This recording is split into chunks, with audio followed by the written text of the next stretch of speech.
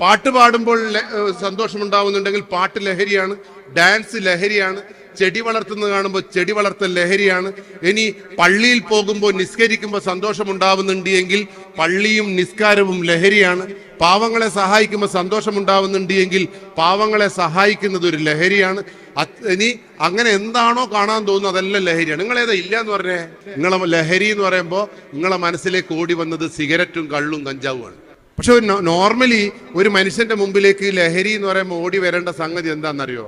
നിങ്ങൾക്ക് കല്യാണം കഴിച്ച സ്ഥിതിക്ക് ഭർത്താവിനെ ഓർമ്മിക്കുമ്പോൾ ഇങ്ങനെ സന്തോഷം ഉണ്ടാവുക, വീണ്ടും വീണ്ടും കാണണം എന്ന് മുട്ടുന്നുണ്ടാ? ഇല്ലാന്നെങ്കിൽ നിങ്ങൾക്ക് ഭർത്താവ് ലഹരി ആവൂലല്ലോ. എല്ലാ ഭർത്താവങ്ങളെല്ലാം കഴിച്ചില്ലേ? ഭാര്യനെ ഓർമ്മിക്കുമ്പോ എല്ലാവരും എന്റെ ടീമാട്ടോ. ഭാര്യനെ ഓർമ്മിക്കുമ്പോൾ തന്നെ കരുവാളിച്ചു എല്ലാവരുടെ മുഖവും. പിന്നെ എങ്ങനെയാ നമ്മൾ കുടുംബം എന്ന് പറയുന്നത് നടക്കുന്നത്? അപ്പൊ സ്വാഭാവികമായിട്ടും ഭാര്യയെ ഓർമ്മിക്കുമ്പോൾ സന്തോഷം ഉണ്ടാവുകയും വീണ്ടും വീണ്ടും കാണണമെന്ന് തോന്നുകയും ചെയ്യുന്നുണ്ടെങ്കിൽ ഭാര്യയാണ് ലഹരി. നിങ്ങൾക്ക് മക്കളെ കാണണം എന്നിങ്ങനെ മുട്ടണം. മക്കൾക്ക് ഉമ്മേനെയും ഉപ്പേനെയും കാണണം, വീട്ടിലേക്ക് വരണം എന്ന് തോന്നണം. അങ്ങനെ തോന്നുന്ന ഏതെങ്കിലും കുട്ടി ഒളിച്ചോടുവോ? എന്റെ വീട്ടിലേക്ക് വരണം എന്ന് തോന്നുന്ന കുട്ടി ഏതെങ്കിലും പരീക്ഷയിൽ മാർക്ക് കുറഞ്ഞ് ഞാൻ ആത്മഹത്യ ചെയ്യോ? ഇല്ല. അപ്പൊ സ്വാഭാവികമായിട്ടും നമ്മൾ പറയുന്ന ലഹരി എല്ലാം വേണ്ടാത്ത ലഹരിയാണ്. അതുകൊണ്ടാണ് പോലീസ് ലഹരിക്കെതിരെ ഉയർത്തിപ്പിടിച്ച മുദ്രാവാക്യത്തിൽ ജീവിതമാണ് ലഹരി, ജീവിതമാകണം ലഹരി.